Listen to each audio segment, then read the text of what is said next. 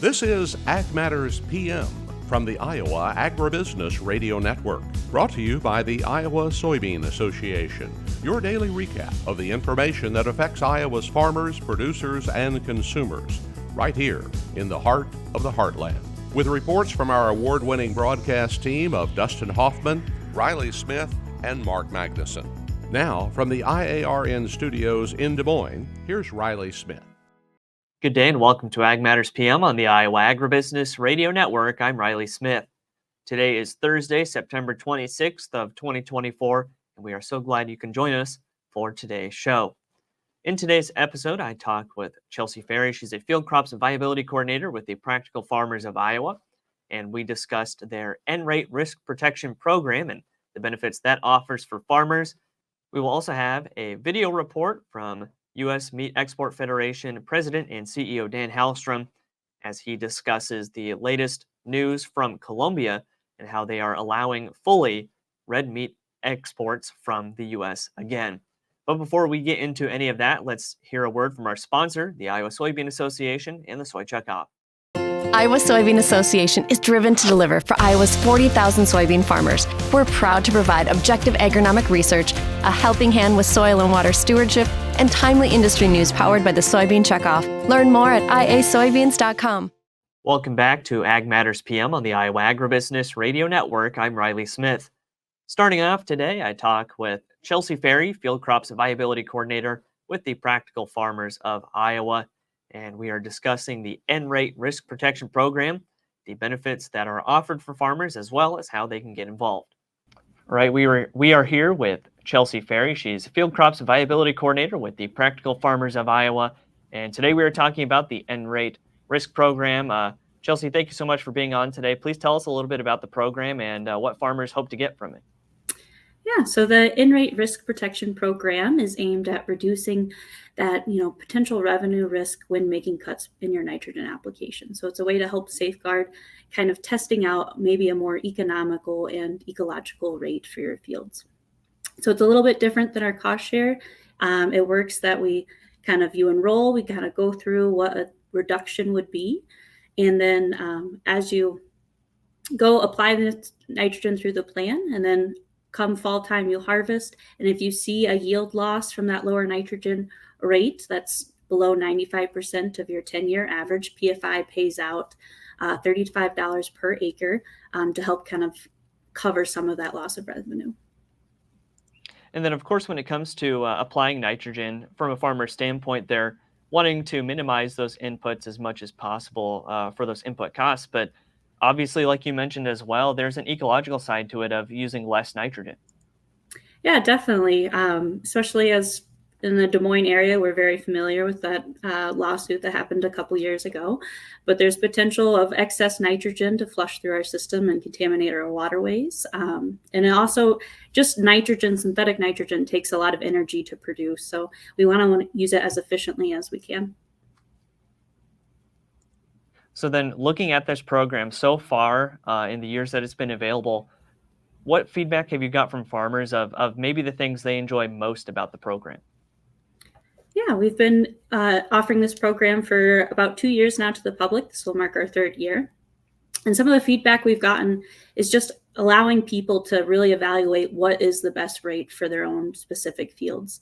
So whether confirming that, yes, they're at a good rate already, or maybe that they, found out that they can actually save and reduce some more nitrogen and still have a pretty good yield.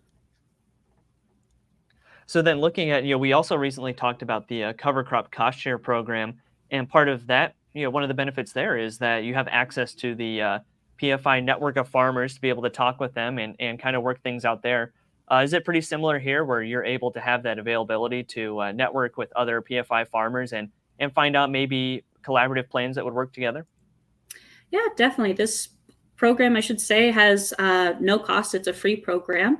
You get enrolled. You'll also get a free membership to PFI. So you'll have that lovely access to other members to kind of talk through what's worked for them, how you can incorporate some of those things on your own farm. And also there's no Like the cover crop program, there's no penalty for dropping. So if you enroll in this program and you plan to reduce your nitrogen, but something comes up and you're just not able to make that cut, there's no penalty for dropping this program. All right, Chelsea. And then for anyone who might be listening or watching and they might be interested in learning more about the risk protection program and maybe even getting enrolled themselves, how can they do that?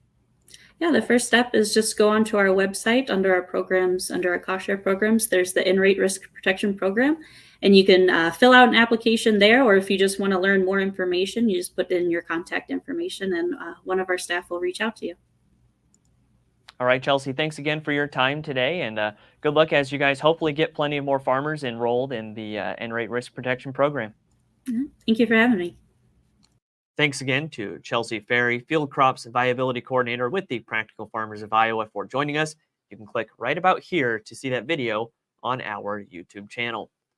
Also today, I visit with U.S. Meat Export Federation President and CEO Dan Halstrom to discuss the lifting of Colombia's restrictions on U.S. red meat.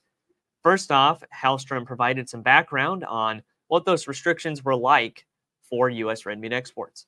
In April of 2024, we started experiencing some access challenges related to the H5N1 issue, and we were up to 13 states that were not allowed to export to Colombia. So what has happened is that we were averaging about $3 million a month in exports, and once we got through April and into these restrictions, we're down to less than $1 million a month. So obviously a very adverse impact there. Halstrom said the USDA and the USTR will be working hard to restore those trade relationships.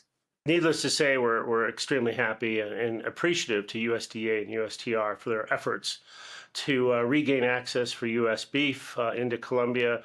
The reality is that science was on our side, and ultimately that prevailed. And it wasn't easy, but this is the kudos to our government for staying with it and getting us back in with full access to Colombia on beef. Halstrom said there is even more work to be done to restore the market share in Colombia. The U.S. isn't the only one that's figured out the value of these exports around the world. And in the case of Colombia, we were running at a clip of $3 million a month of exports, and then post-April, when we had these restrictions, we're down to less than $1 million per month. And other markets, competitors such as Canada, took advantage of that. And so it's really exciting that we're back to full access, and we can now concentrate on regaining that lost market share. That again was U.S. Meat Export Federation President and CEO Dan Halstrom. Before we wrap up the show, let's take a look at the closing markets. It's time now for the Ag Matters PM Closing Market Summary, your source for market analysis and settlement prices from the day's trade in Chicago, courtesy of the folks at agmarket.net. At the end of the trading day in the ag marketplace, we're here with Tyler Schau of agmarket.net. Tyler, what do we see going on in the grains today? A little bit of reversal action today as we moved in really to the afternoon or after the noon hour, I should say. Strong this morning. Got a little bit of a pullback once we saw the export sales. They were a little bit disappointing in all three crops. And then as we neared the end of the day, the weather models are starting to pump out some better rain chances in South America, which really put a damper on beans. Beans are going to close down about 13 cents in that November contract. And about 24 cents, 25 cents off their highs of the day.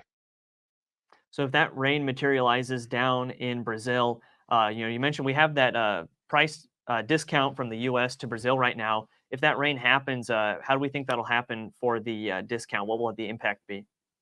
It will change. So what's going on right now is it's dry, and it's really not a big story. This is a dry season, but it's drier than normal. They need to start getting in the fields and planting beans, and the market attitude is every day that they're unable to get in or that it stays dry, there's just going to be less and less supply of beans in Brazil moving forward, which just means the U.S. as the reserve for the bean market or the world's reserve. We should see more demand flow back to the U.S. So, it will probably the discount would likely go away as our beans become more expensive, and just make it to where the world is okay coming to buy beans at the U.S. because there aren't any, or there aren't enough in South America. And then on the other side of the ag marketplace with the cattle and hogs, how'd livestock trade today? Cattle had a good day. Cattle up in your October and November. Feeder cattle were up about 90 cents. Your fat cattle were up $1 in October, 50 cents in December.